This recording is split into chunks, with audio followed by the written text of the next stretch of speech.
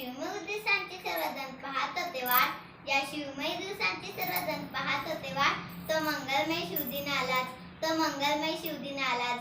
दैवत साऱ्या महाराष्ट्राचे अधिराजे त्यांच्या मनामनात, दैवत साऱ्या महाराष्ट्राचे अधिराजे त्यांच्या मनामनात.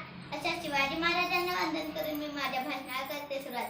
आजीजाऊंचे पुत्र गोरगरीब रेतेचे छत्र, हिंदू स्वराज्य संस्थापक, जाणते राजे राजाधिराज, महाराज श्रीमंत श्रीमान योगी छत्रपती शिवाजी महाराजांना माझा मानाचा खरं सर्वप्रथम सर्वांना शिवजयंती निमित्त हार्दिक शुभेच्छा.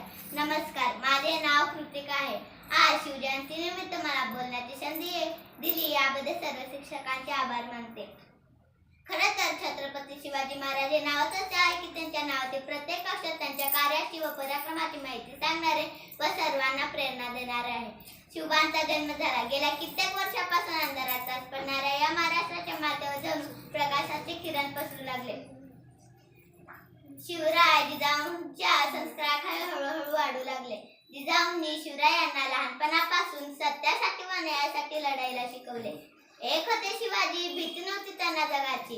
एक होते शिवाजी, भीती नव्हती त्यांना जगाची, चिंता नव्हती परिणामांची, कारण साथ होती मावळ्यांची आणि शिकवण होती जिजाऊंची. त्यांची जात होती मध्य मराठ्यांची. देशात लाट आणली भगव्या झेंड्याची आणि स्थापना केली स्वराज्याची. 19 फेब्रुवारी 1630 हाच तो सोन्याचा दिवस होता, या दिवशी आई जिजाऊंच्या पोटी शिवनेरी किल्ल्यावर शिवबांचा जन्म झाला. वयाच्या अवघ्या 15व्या वर्षी रायरेश्वराच्या मध्ये आदिवासी जीव लावणाऱ्या मावळ्यांसोबत गुलामीगिरी नष्ट करून हिंदू स्वराज्य स्थापना करायची शपथ घेतली.